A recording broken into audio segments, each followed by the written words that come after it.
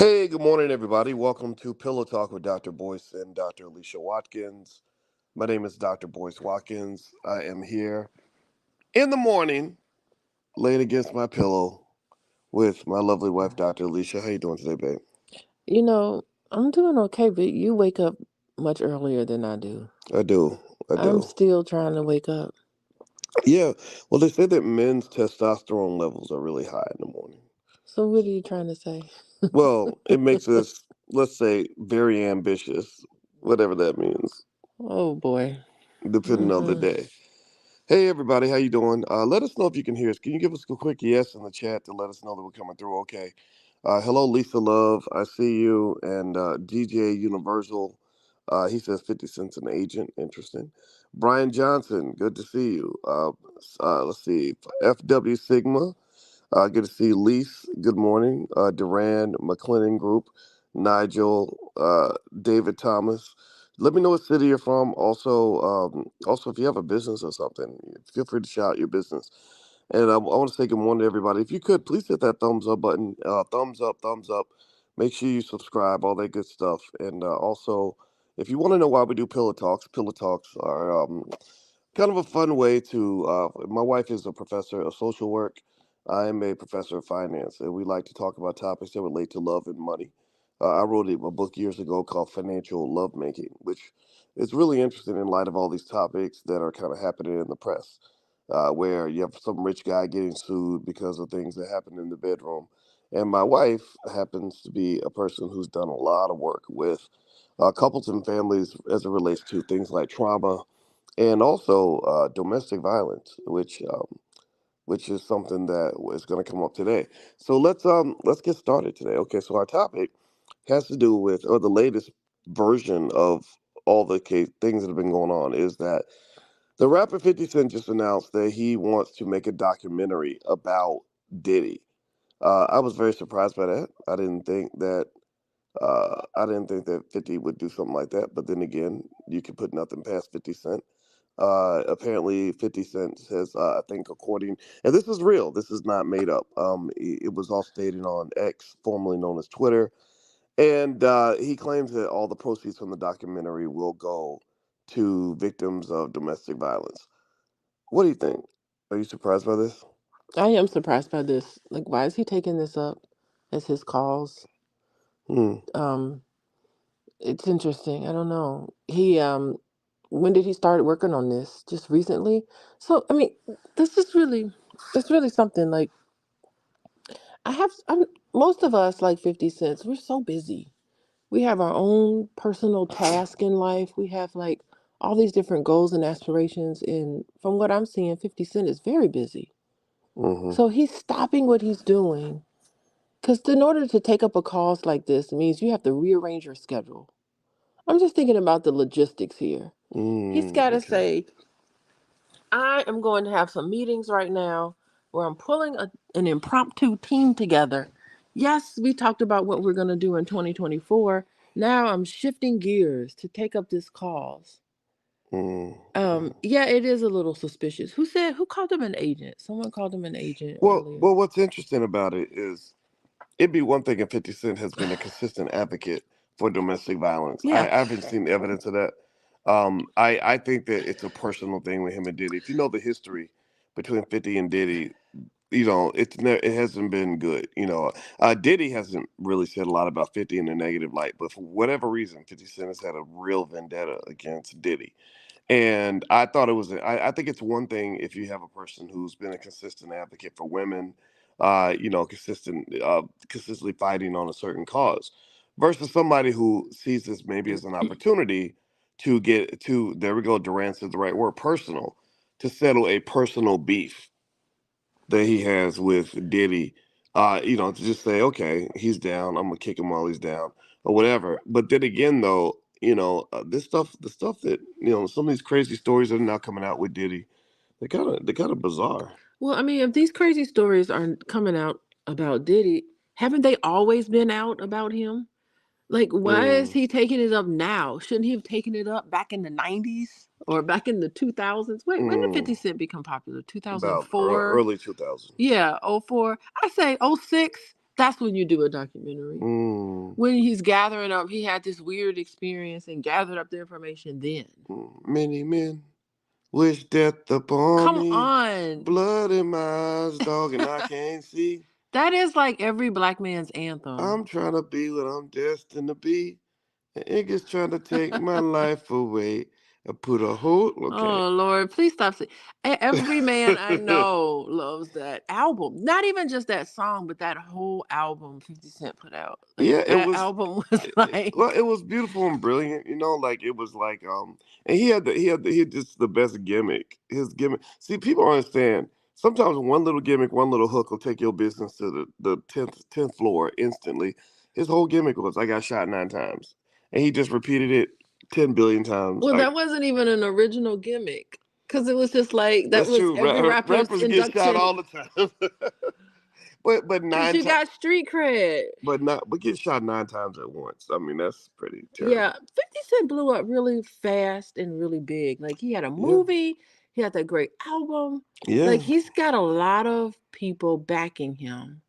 Well, he rose kind of like DMX rose like that too, in my opinion. Like I feel like DMX was doing movies and music, and I feel like DMX's rise was even faster than 50 Cent. Let me tell boys, you would not watch Belly. You have got to watch that movie Belly. It is such a beautiful movie. Okay, Oh my I goodness. will.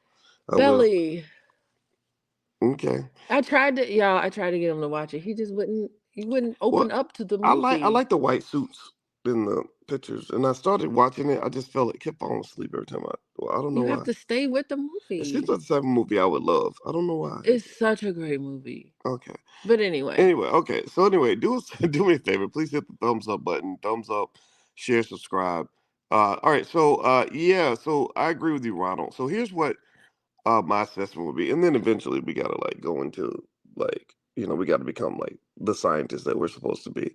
We can't just be talking about we are talking our about favorite 50 science. Cent What you song. talking about? We're talking about us and our experiences. So Part of that is science. anyway, so What you talking about? here is so the thing is that I think we've concluded that 50 Cent's documentary it's a real legit thing. Variety announced that it's really be in production, and 50 Cent has this new production company, so he's probably looking for good content. So I can see that being beneficial and profitable from a financial standpoint. What's interesting to me though is that um 50 Cent should probably consider the fact that this is not just an indictment of Diddy, these lawsuits, it's an indictment of hip hop overall. And 50 Cent does not have a clean past. He's been accused of things. There's a crazy domestic violence situation, him allegedly doing some stuff to a woman in 2013. Now, he did eventually, pay his debt to society and things like that, but you don't know what's going to come out of the woodworks. Because the thing about hip hop that's interesting to me is that I knew this day was going to come. And I think that this is just the beginning. Jay Z is another guy who has been really extraordinarily quiet, right, for good reason, because there's a lady Jaguar Wright, I think that's her name, the singer, who is using a lot of names and telling a lot of stories right now. And the thing about hip hop is that it's just a messy genre to begin with. It's just a lot of irresponsible behavior.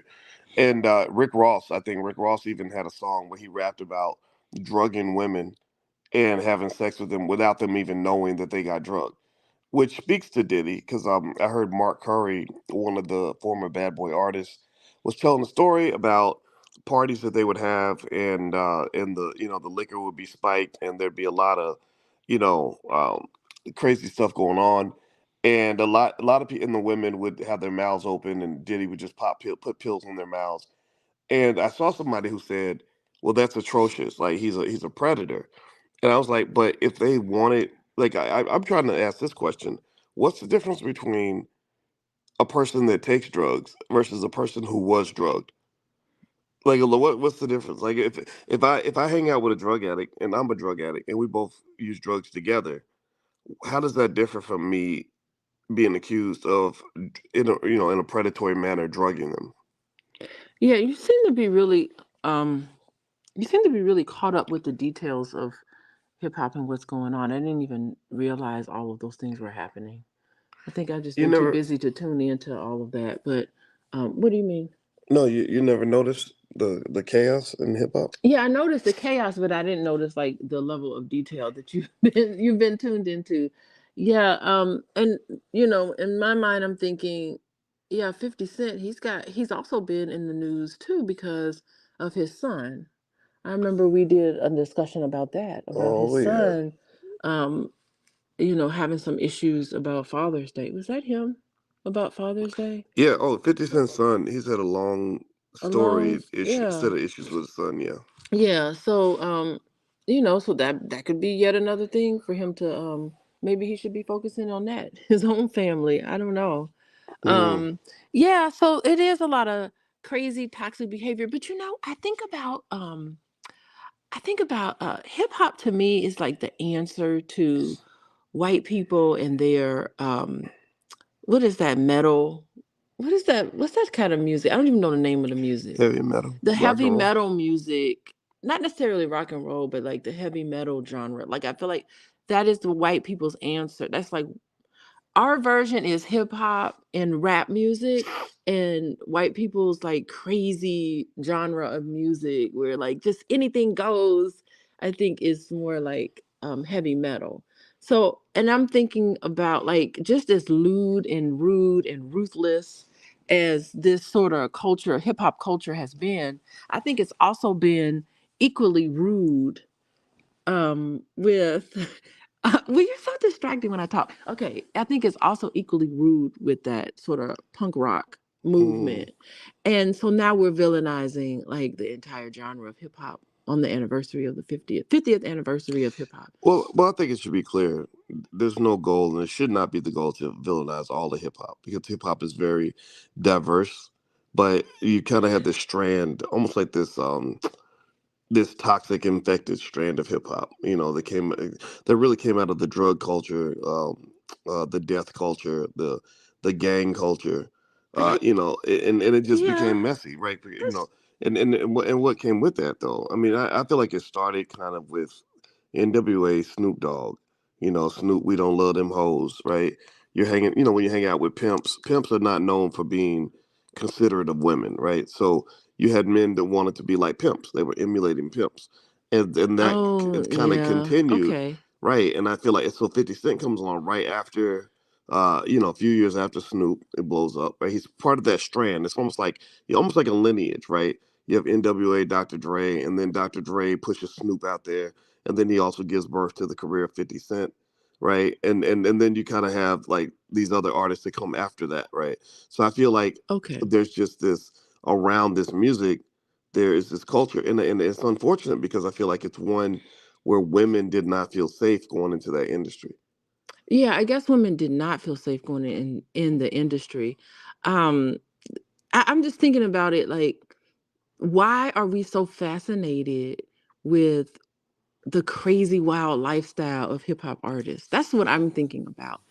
And I think it's so fascinating because it's just like you got these people, they're hyper intelligent, they got all this money and anything goes. It's like they could just do anything. Like if you think about it psychologically, because I guess that's how I Hmm. see everything, right?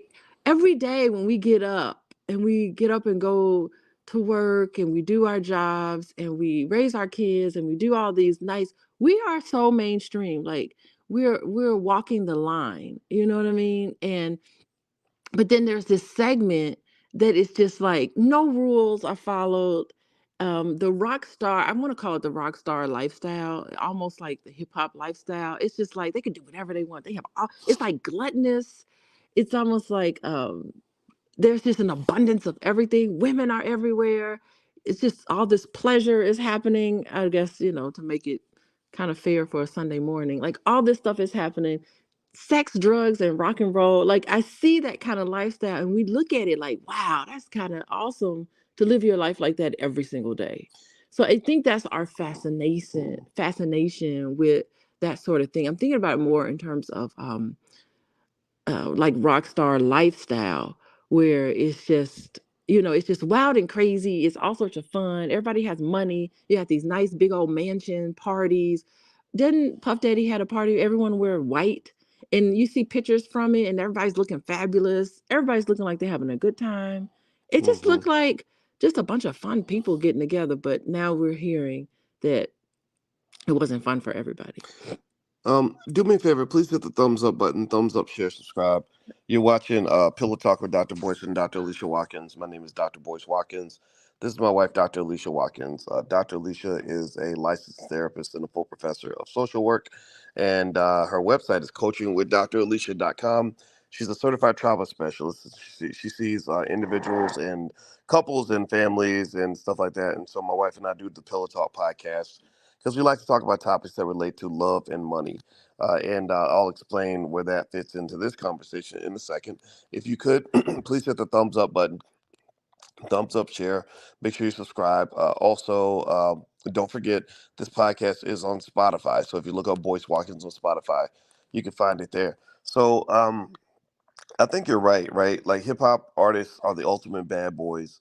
And there's always been a fascination with the bad boy, right? So that makes sense. Now, I think that what's interesting is that Malcolm X used to say the white man will sell you the liquor bottle and then lock you up for being drunk. And I feel like to some extent, you mentioned how much fun it is to regular people to imagine a Diddy lifestyle. Sex with anybody and everybody, everywhere, all the time. All the You know, things our all parents all told the us not to right, do. all the money that you want, stuff like that. Yeah. But I think that there's a dark side to that, right? I know some people in hip hop, and they don't really. One guy asked about. I said, so what about Diddy? Like, what kind of person is he? And he said, he said, I don't really want to go around there because he said whatever they're doing is very dark. They're doing a lot of dark stuff over there.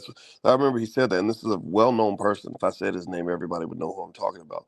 And so the thing about it is that, um, I think that there is a darker side. If you look at, when you are just sort of living a gluttonous lifestyle and you have whatever you want, that becomes a deal with the devil because eventually it corrupts your soul. Eventually, think about it. You buy one Lamborghini, well now you need two.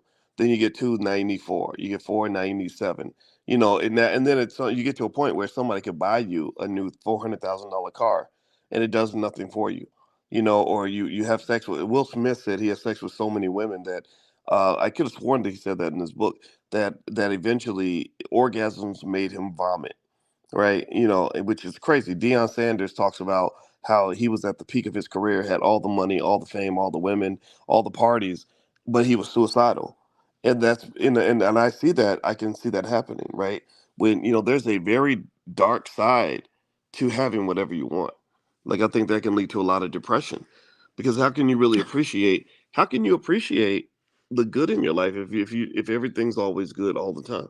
I feel like R. Kelly, same thing. I feel like R. Kelly was allowed to just splurge and feed his demons, and his demons became very fat.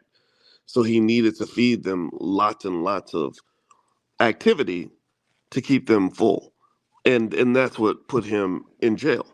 Okay, so so what comes first, the depression or getting everything you want? I'm not certain. Like I think that if you have problems, when you get more money, your problems, amplify. So I'm just wondering, if you are depressed and you channel your depression into your craft, which a lot of people do, I think is great, but you don't get treatment for that. When you get more money, you just have more of an issue with that. I don't know if you can actually escape who you are. I mean, a lot of people with a lot of money suffer from depression, but they had those issues before. So I'm not certain what comes first. I don't know. I mean, You think having what you want makes you depressed? I'm not gonna say that it makes you Possible. depressed. I'm gonna say that when Tiger Woods first became famous, Kevin Costner told him, he was kind of basically giving him advice and saying, always be able to appreciate what you have. Mhm. Like, never get to the point where you could just walk into a $2,000 a night hotel room and not be excited about that. because he said eventually it does kind of get to the point where it's like another day, another dollar. Nothing's big. Everything is, I have whatever I want, and it kind of, it's like a child. If you have a child that just gets candy whenever he wants and does whatever he wants, he's going to kind of become a spoiled child.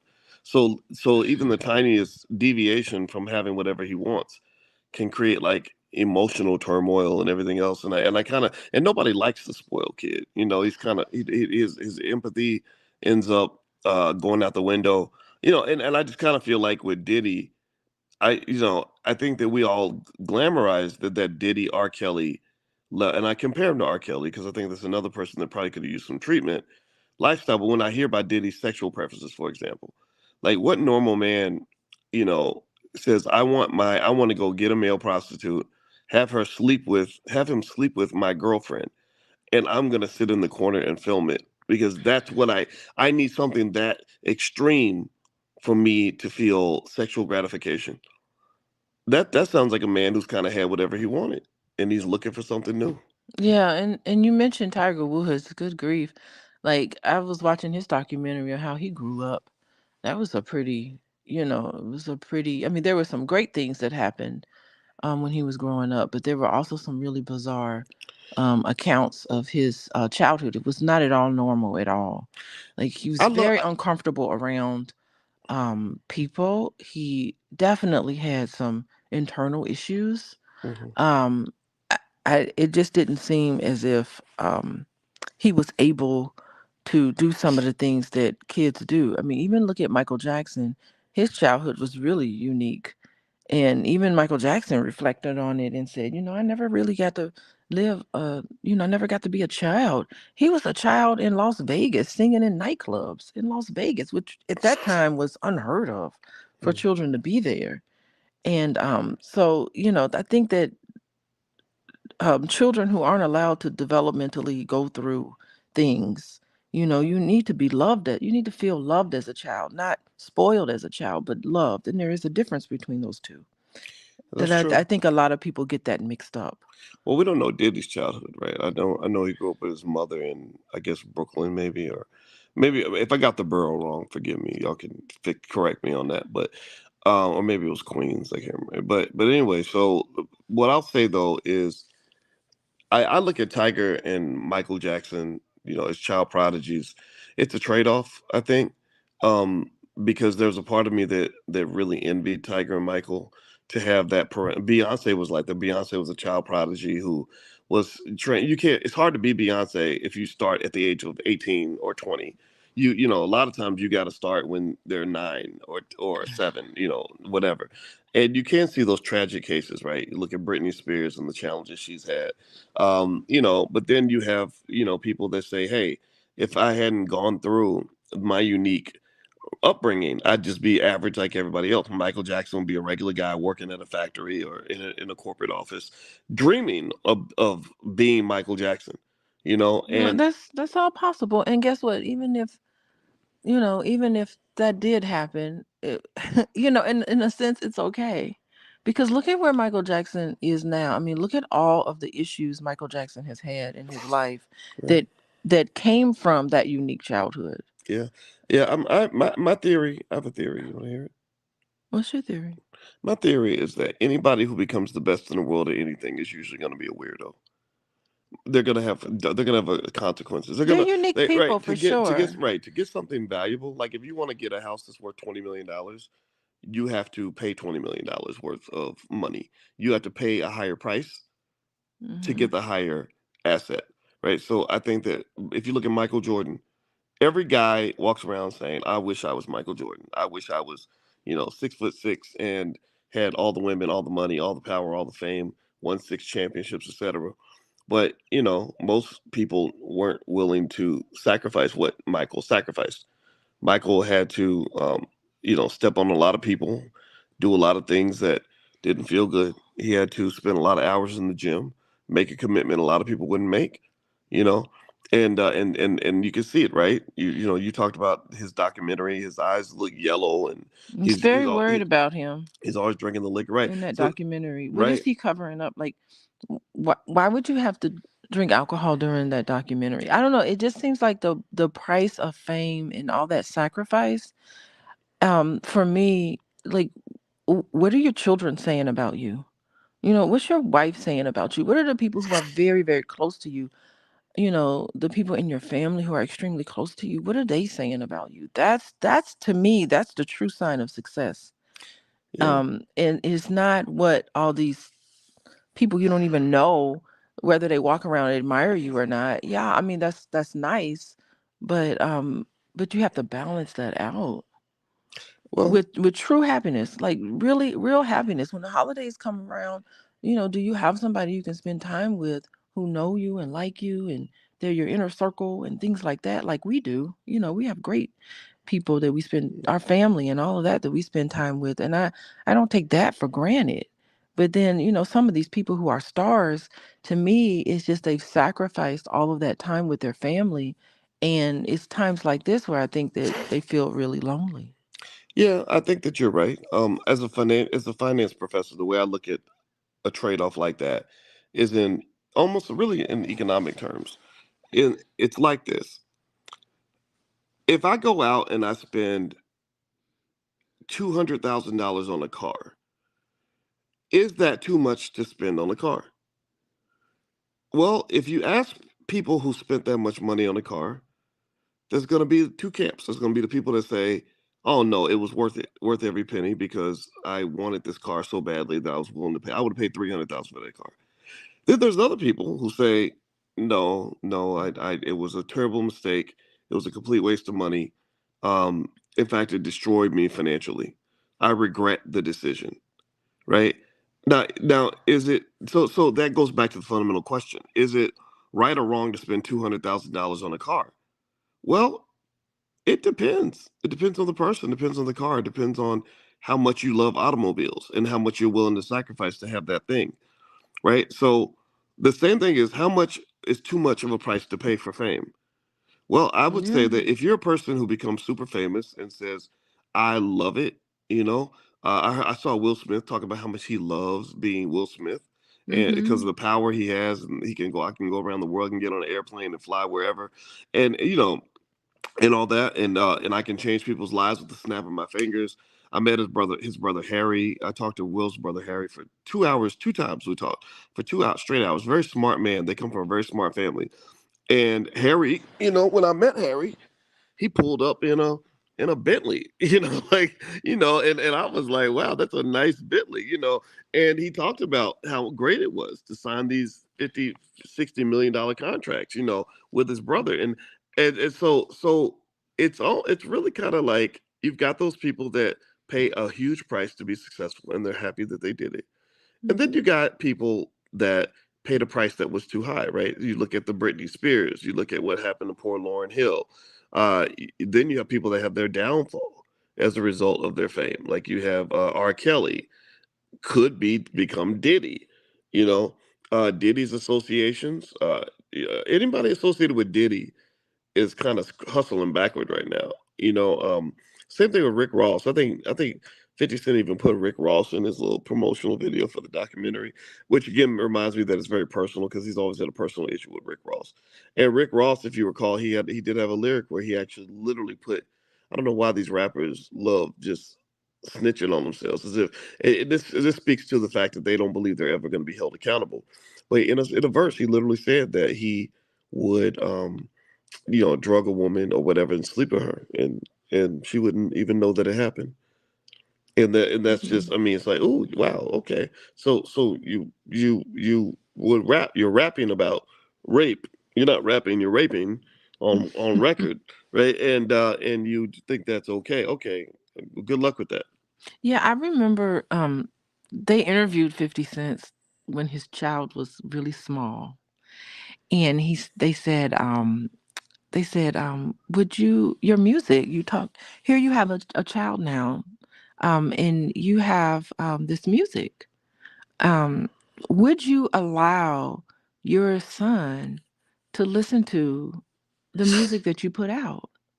And he scrunched up his face and he looked, he said, no, wouldn't have my child listen to that. Mm. And I just thought it was like, wow. So you don't even care about the fact you don't even care about the fact that all this music is being poured into our community and all these other kids are listening to it. Because how could you not listen to it as a child? If it's on the radio all the time, right? This was back in the early 2000 something, and early 2000s. And I just remember thinking, like, he doesn't even care about our kids.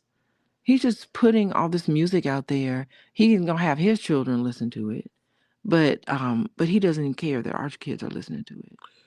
I Which re- remember that interview. reminds me of how much we appreciate our very good friend D1, Oh gosh, yeah. who has been doing a wonderful job of challenging hip hop and kind of speaking on these issues.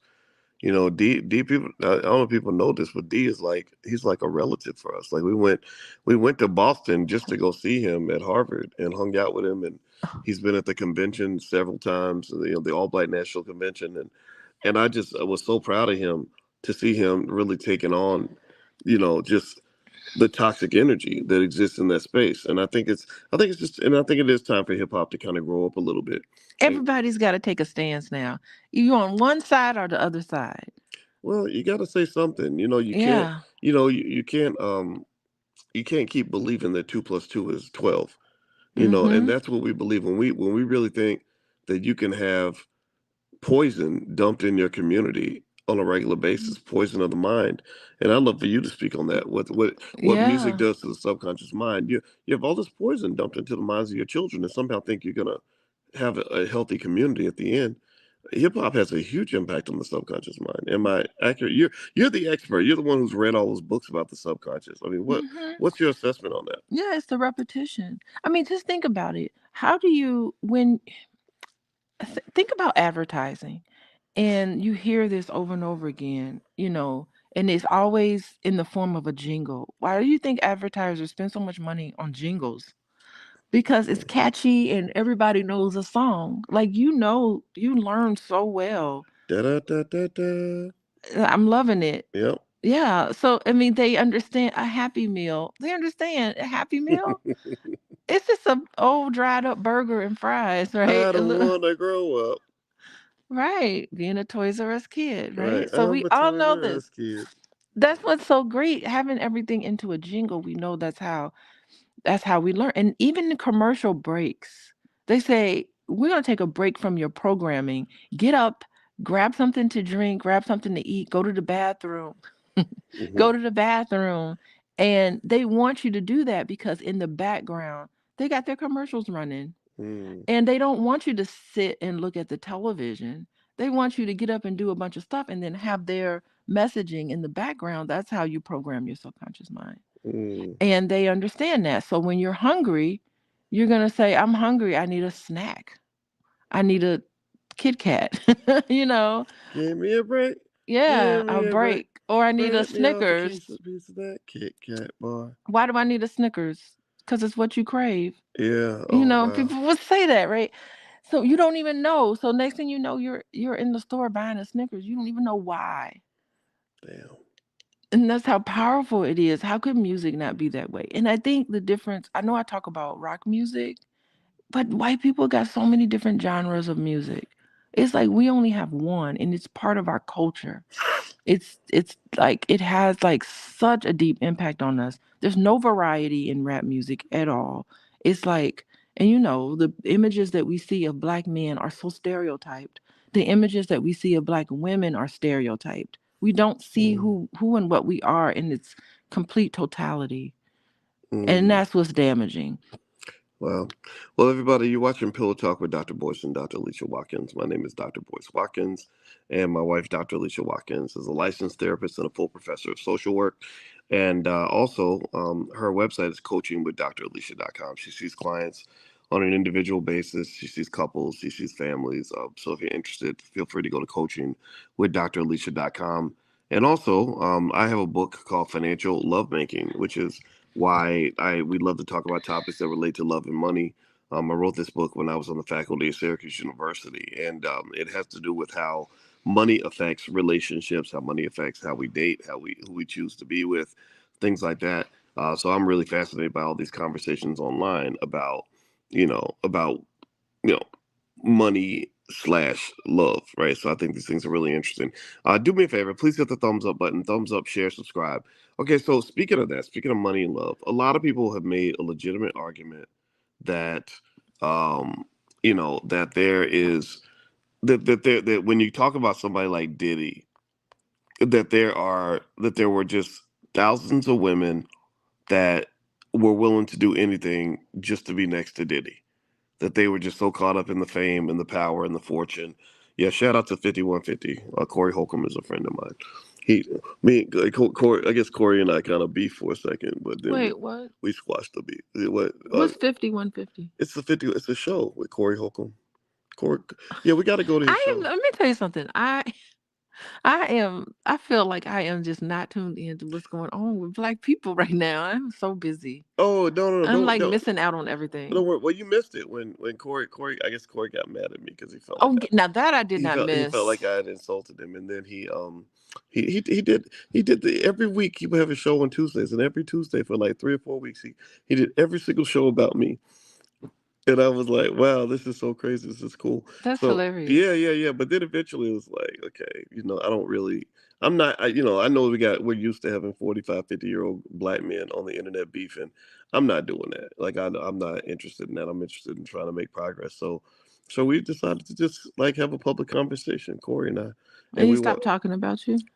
Yeah, but I didn't care about that part. It was more like I think that we could set an example of how black men can disagree and still walk away as friends. And when we got done, I said, you know what? I look forward to seeing your show. That's the key to the internet. You can't take stuff personally. Like, I know that if you get a lot of followers and stuff, eventually people are going to try to build their channels by talking about you and attacking you and challenging you. That's kind of how men are. We just kind of do that king of the hill thing. And so when I see it coming, I'm not real offended by it. It's like, okay, I get it. I appreciate it. Thank you for honoring me by feeling that I'm important enough for you to spend your time attacking me. But I don't watch the videos, so I don't think I've ever seen a video about me. Um, Even Kevin Samuels did a whole hour-long episode about me, and I still haven't watched it to this day. So anyway, but with that said, though, going back to Diddy, what do you think about that? I mean, Diddy, here he is. He's a rich guy. He's got a lot of charisma. A lot of women are attracted to fame, money, and power. I know that a lot of people brought this issue up with the Cassie thing. They said, well, if he's this predator that was doing these predatory things to you for all these years, why were you for many years taking these happy pictures next to him, super excited to be around him, fighting off other women that wanted to be with him, saying this is my man? Like, why do all that if it's a horrible situation that you don't want to be? Um, if you don't want these bad things happening to you. Because there are plenty of women that could have been next to Diddy who told him no, but Cassie told him yes. What are your thoughts about that? I've already talked about my thoughts about the psychology of being abused in our last pillow talk. But what I want to comment on is Sean. I'm calling him Sean. Sorry. Is Sean's dilemma right now. I think that he's been pretty silent. The last time we heard from him was when he ended up settling with Cassie for whatever Mm, reason, and then he's doing this dance around the house. Someplace he was dancing around, and I thought that was bizarre. Like he was victorious. He's not having. He needs a reality check. He's got a serious problem, and he really needs to fix it. He has a serious image problem. He has lost control of his own narrative, and he's got to sit and decide who and what he is. Now, if he is an actual person where he is bullying and abusing people, this is where he's going to have to face it. I think that perhaps because all of this is alleged, but perhaps he is leaving, having situations and experiences where he's leaving a bad taste in people's mouth. No one's telling him about it because he's Puff Daddy. And he now needs to go back and say, I think he needs to face it and say, what was that? Tell me what's going on. He really needs to, number one, figure out what he's doing. Why is he the common denominator in all these people's stories? And figure out what he's doing to people on an interpersonal level and how he's leaving them feeling a certain way. So he's not very popular. He's not very likable with people who have interactions with him. His business dealings, I think people are starting to think that some of those aren't fair, and that he's taken to, did he hang somebody off a side of a hotel Well, thing? I mean, these I think rumors are right. I think crazy. these things are like These are alleged, alleged, right? right? But that's the thing. Like, you have an experience with somebody and they go around with this particular story, you're going to have to go back to that person and clear some of this stuff up.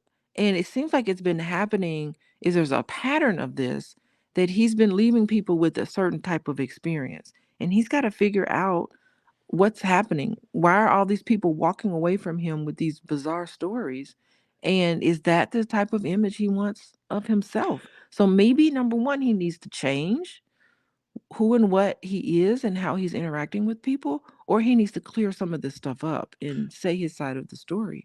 I think with Puffy, I think that what you're saying makes perfect sense if you're dealing with somebody who has an objective, rational perspective of their public image and truly, deep down wants to do the right thing on behalf of everyone that he's affected. I don't know if Puffy is necessarily that guy.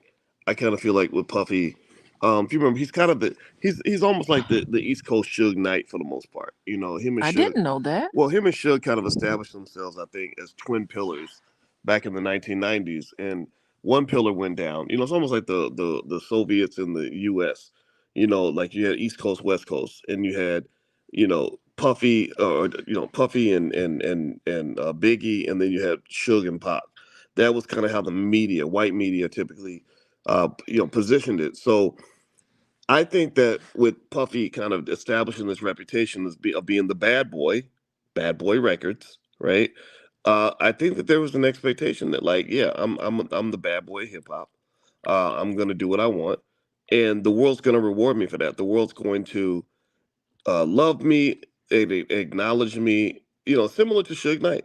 The more Suge Knight became almost like an Al Capone type figure, where the more he would present himself as this criminal element, the more we became fascinated with it. You know, that's why you had Snoop and Tupac did that song, "Ain't Nothing But a Gangster Party," and they came in dressed like gangsters in the courtroom. You know, kind of imitating the mafia, Al Capone, John Gotti history of our fascination as a country with gangster type people, right? And I think that contradicts what you're saying in terms of um, him approaching things from a therapeutic, like gangsters don't get acknowledged by the world for being nice people, I you didn't know. say be nice people. I don't think none of us need to be nice people. You don't need, nice people get pushed over, nice people get Mm. taken advantage of. Nice people aren't, like, that's one thing when I first started dating, one thing my brother told me was do not be a nice girl.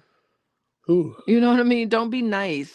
Mm. You know, and he didn't tell me to be mean to people, but he was also telling me not to be nice. Like, don't just say yes to everything and yes True. to anybody. Yeah, I think he was telling me to have some standards and to have some um expectations in terms of interaction. And a nice girl will just go along with everything. And I think that's what he was saying. He was, helping me out as my brother. But I mean, that's the thing. I don't, we're not saying be nice, but you shouldn't be a nice person, but you definitely shouldn't be like walking around acting like a jerk with everybody. Nobody wants to do Mhm. business with you. And he is just the egotistical side of him, and all of those things look like there's some aspects of his personality and character. He's got some character flaws that he is unaware of. Mm. And it's almost like the unknown, he is now starting to come, his eyes have now been opened to the fact that you have to think about not just yourself when you're interacting with people, but you also have to think about them Yeah, and and be also, considerate. well, yeah, and also the world has changed, right? 30 years ago, you couldn't get sued for things that happened 30 years ago. Right? And It's or coming up, it's catching people. yeah, It's coming up to now it's catch, kind of karma is catching people. right, and I tend to be a believer in accountability and facts and evidence, and Right? so that's what's concerned me about some of the lawsuits is that Y'all are all partying together. Some of them, some of y'all. It's if you can prove that you were forced to be a part of these things that happen, I can understand that. But there are real victims out here that need to be acknowledged. For example, I have been speaking consistently about one of the leaders of the Delta Sigma Theta organization, Robin Simpson, who was she was the head social worker at a major hospital in Dallas, and she was murdered by her husband last week, 2 weeks ago. He stabbed her at least somewhere between 70 and 100 times. That's just so He brutal. stabbed her like 30, 40 times in the face. Oof. The first stab was in her head, in front of her daughter. In front of her daughter, and the police were in the backyard at the time that it happened. They just, because they couldn't breach because they didn't have enough cops on duty. And I've been talking about this, and what's interesting is that when I tell the story of Robin Simpson, which everybody should Google Robin. She's right. It was right in Houston, 3 weeks ago. Um, it's interesting to me that the people's reactions just haven't been What as do you strong. mean? Like some people, they if I tell them about George Floyd or some of the stuff that we're programmed to pay attention to, they'll get Mm-hmm. real gushy out over that. But if I tell them about a black woman who was stabbed, 70 to 100 times by her husband in front of her daughter, it's almost like people just don't care. Like people don't care about. Like, don't get me wrong. I'm not What do you saying mean people don't like care? they can identify with Cassie because Cassie's young and cute, and they can say, yeah, she deserves her 30 million, justice for Cassie. But when I say, let's talk about this black woman who you don't know about, who wasn't in a music video, who was just a regular mom at home with her family, who got stabbed 70 times by her husband, people don't have the same level of interest right off the bat. You have to really Mhm. get them to be interested, and I think that speaks to black obsession with celebrity. Like we put celebrities ahead of the line on issues where I don't know. I put Robin Simpson ahead of the line because she didn't do nothing. She didn't choose to go party with Diddy. She wasn't out here in the wild hip hop lifestyle. She was just a mom who's going to her job as a social worker at LBJ Hospital, Yeah. and running her her chapter of Delta Sigma Theta, and I just think that speaks to a dysfunction in our community in terms of, in fact, how we even view what justice looks like. Justice to me does not look like Cassie getting $30 million. I don't give a damn about Cassie getting. Cassie got a rich white husband, I think, something like that.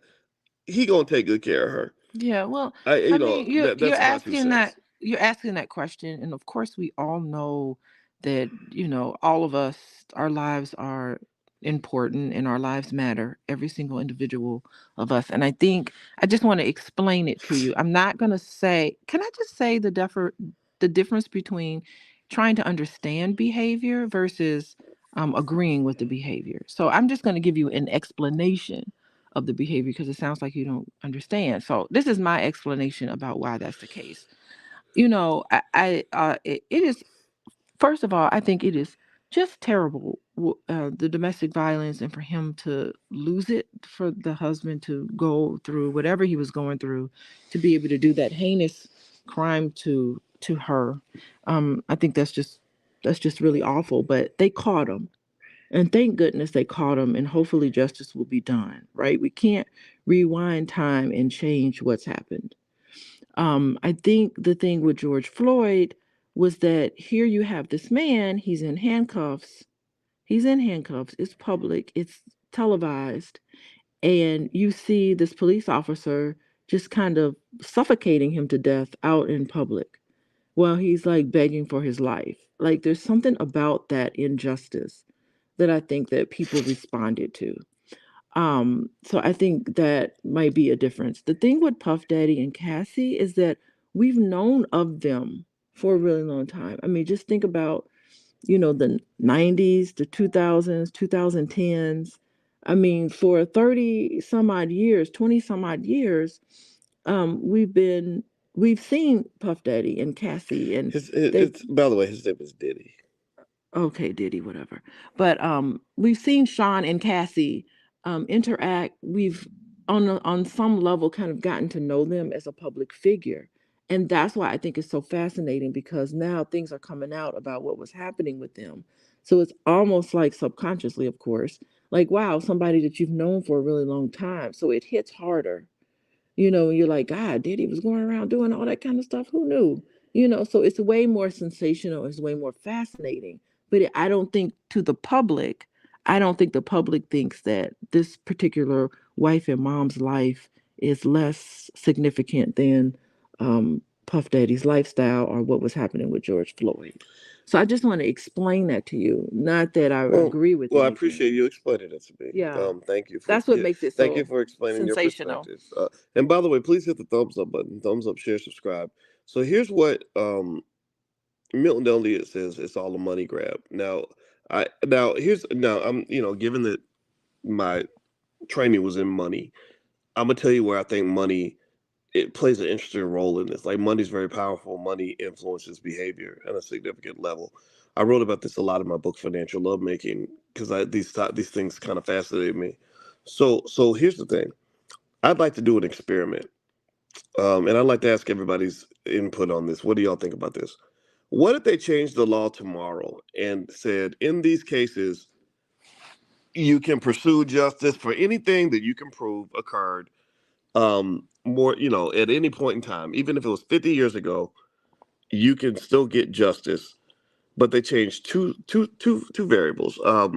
Let's say number one, you have to be able to prove things. You can't just say that something happened. There must be evidence to say that it occurred. That's the first condition. The second condition is that there will not be any money exchange. You will not get money. Instead, we're going to go and file charges and put the guy in jail. He's going to go to prison for what he did. And then let's say they change the third variable. That if we find out you're lying, if we find out that you made this up, we're going to give you jail time because you almost put an innocent person in prison where they were going to get beaten and raped and all these other horrible things. Do you think that there will be as many cases being filed as there are right now? What do y'all think? Do you think that they would be filing as many cases then as there are now? I think money provides a horrible incentive for people to if I am a person who let's say think about this. You got to ask this question, right? Where do groupies go when they retire? Like what happens to, the old groupie, like when she's 50 and she can't go to the Diddy parties no more and whatever, and it ain't right. It's not gender discrimination, it's age discrimination, right? But what happens to the old groupie? And let's say that you're a 55-year-old groupie that um now you're a grandma and you don't have money to pay the bills because you spent your time learning how to be a groupie, didn't really like go to college and become a nurse or a computer programmer or anything. And you maybe had a drug habit that you formed because you spent all those years partying in the hip hop scene. So you got to fund your drug habit. And then suddenly somebody says, hey, y'all, they're giving away free money. Anybody that has a story about Diddy or 50 Cent or Jay Z, even if it goes back 30 years, if you're convincing and you can cry on camera, Gloria Allred can get you packaged into this lawsuit because they're delivering, they're packaging up women and their stories the same way on Wall Street, the way they package up collateralized mortgage bonds, Now, right? my Right. Wait, hold on. Let me finish my I want analogy. to jump in I think though. this is a great analogy. If you don't mind, I'd like to finish it really quickly. So one of the problems that they had, and people, in case people don't know this, let me explain this. And then I want to hear your. I will be quiet, baby. Um, one thing that people don't know about the economic collapse of 2007 was it was driven by the mortgage crisis. And the reason that the crisis occurred is because they were packaging up all these mortgages and they were lying. They were saying that all these people had AAA credit, all these people had good jobs, all these people had plenty of money, and they sold these mortgages as a bundle to Wall Street so they could get a quick payday. And it turned out that not half, but a large percentage of these mortgages were just complete BS. People will put their dog's name on the mortgage. You'd have a waitress, get buying a $700,000 house, claiming that she makes 400,000 a year. You had all kinds of lying in there. Why? Well, because there were no standards. The entire economy collapsed right before the Obama presidency because they had no standards in the packaging of these assets. So here's my point. This is what I'm getting at. When you're talking about these big lawsuits and the incentives that lawyers like Gloria Allred have to go make another 20, 30 million on a class action or whatever, you know, what just all you gotta do is package up women. You get find 30 women who had sex with Bill Cosby, get them all to say something. The next thing you know, you've got a $200 million lawsuit. I think that there is a problem in that the packaging has no standards. They're throwing anything and anybody. You slept with Cosby? Okay, what's your story? Yeah, yeah, he did it to me too. That well, there's no proof, there's no nothing. Well, we'll throw him in there too because one more allegation will just strengthen our case, even if the allegation isn't accurate. And I think personally that that's a problem. So I really think, Is that what was happening though? Is that what was um, happening? Were people just coming? It sounds like that was what was happening. So yeah, people were just coming up and just coming out of nowhere saying, I had this experience with him, and just talking about their experience. They had no pictures, they had no text messages. mm, Were there even text messages back then? They have no my face evidence on my MySpace. yeah. They had nothing, just their story. They had no pictures, they had no police reports, they had nothing. So Well, Cassie had nothing. well, Cassie didn't no, have no, no, no, no. I'm pictures. not gonna say Cassie had nothing. I'm gonna say Cassie. Um, if this were If he had nothing, he wouldn't have settled. Like, I don't know. I don't right. know. I think that there's probably some stuff there with Cassie in the sense that there was enough to sway the court of public opinion that it was definitely a bad relationship that she chose to be with a very terrible man. And I don't, but I think at the same time, people had the right to ask, why did you keep staying with him, and why were you trying to take all these happy pictures? And I think people are done hearing this whole like, well, I was scared to leave kind of narrative.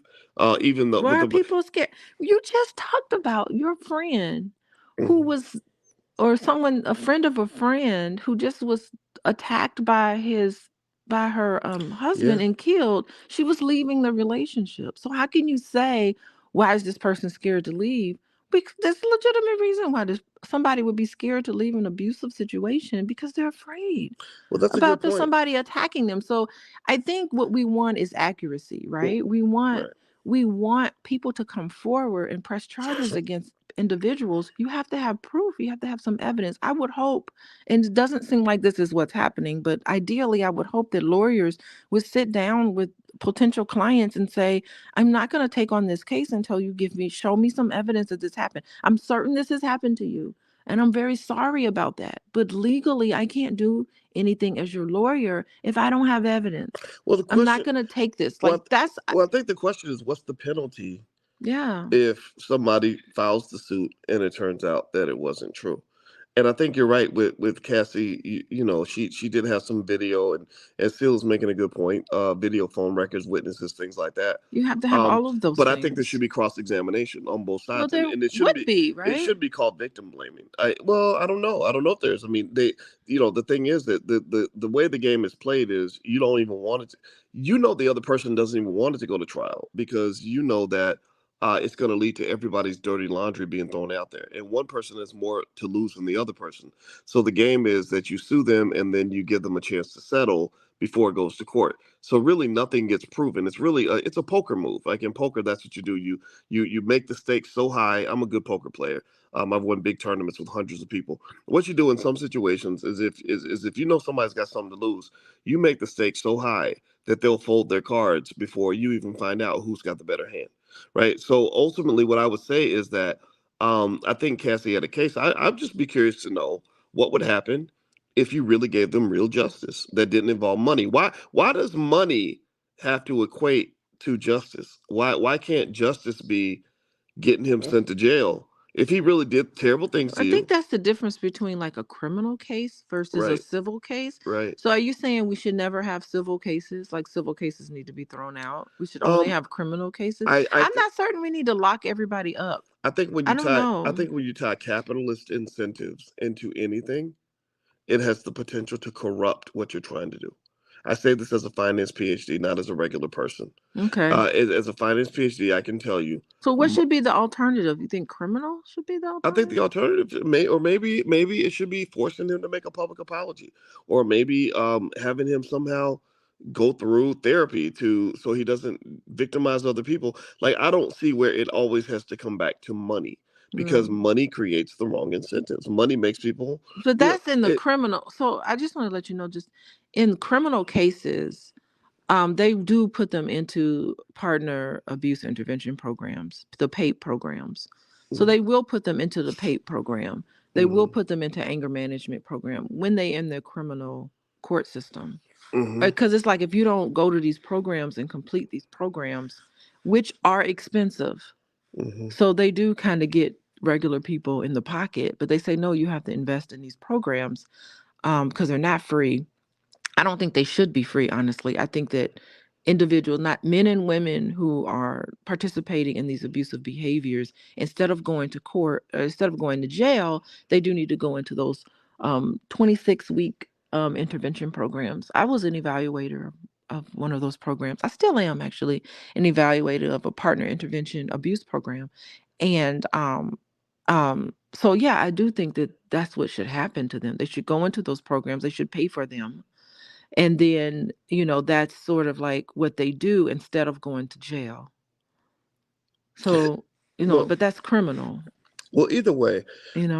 I will say I think that bringing the money into the equation only confuses things. It doesn't mean you don't have a legitimate claim. It just means that I know that there's nothing I, as a black man, could sue somebody over that allegedly occurred 30 years ago where I don't have much proof and get that kind of a payday. It's not an ex. I can't sue an ex girlfriend and say you tormented me emotionally, you mistreated me, you were very bad to me, you cheated on me, you hurt my feelings really bad or whatever. Like I've been traumatized ever since. Like I can't do that.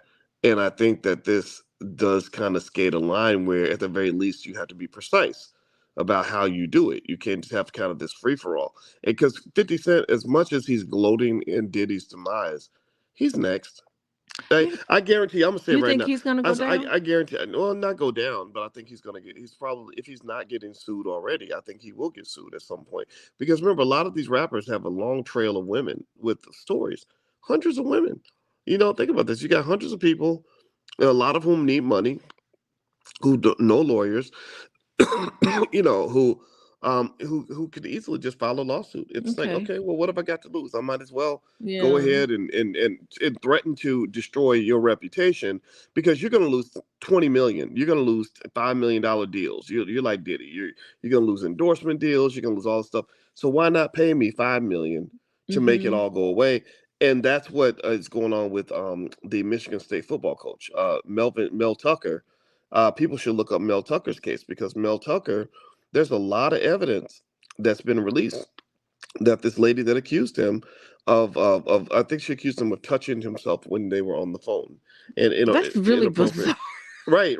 And the lady had all these messages where she was like, "Oh, he's got plenty of money. I mean, I need money. I have Have five you dollars." been on top of this case? Do you know what's Yes, coming on? Like, is it still, I are they still in I support of this lady after all this stuff that's come well, out about her? Michigan State's being sued. Mel Tucker's suing Michigan State. Oh, I good. don't know the exact status of the case at this particular moment, but I have been reading about it, This is and a victory, right? This is a it's victory it's for kind justice. not really because he had a $90 million contract and they fired him. Now he's got to spend years trying to clear his name. His name will never be clear. Yeah, but he's suing Michigan State. I He mean, is like, it's right, unfortunate that this happens, but but he's going to spend $1 million in legal fees to go get his opportunity back.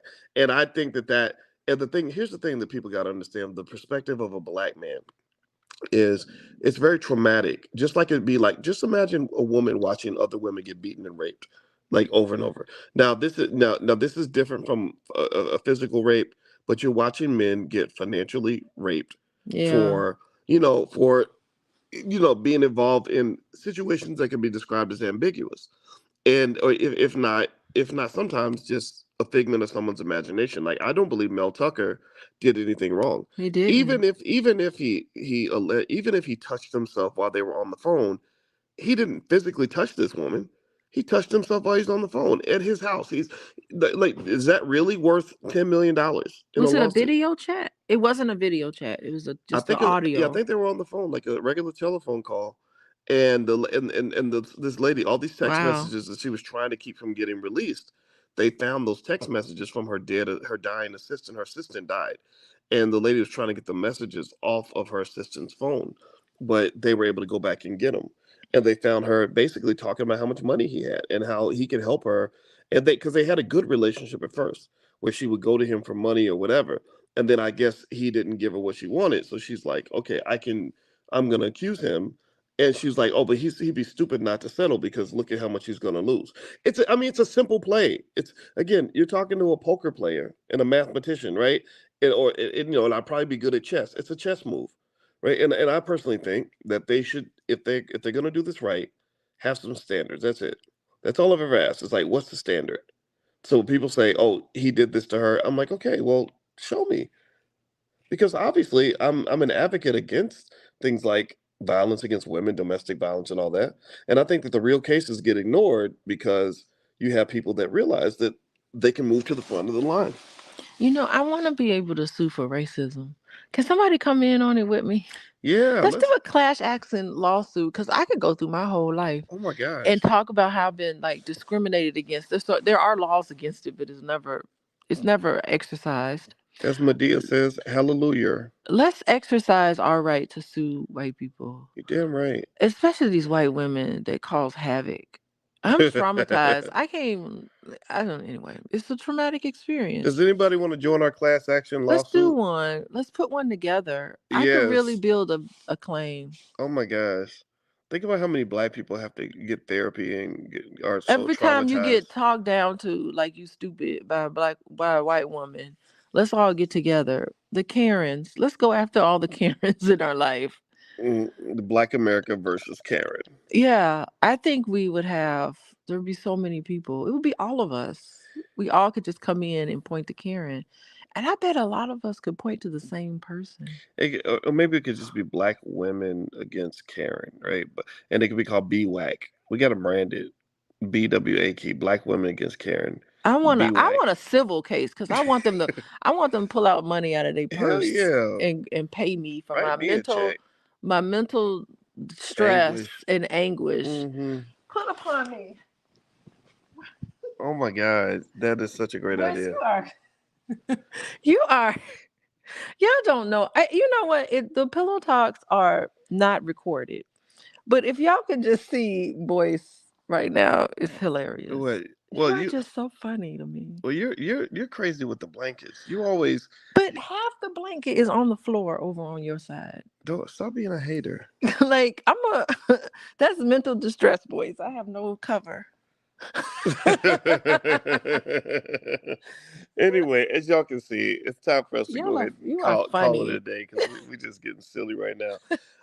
Anyway, before we head out, could y'all do us a favor? Hit the thumbs up button, thumbs up, share, subscribe.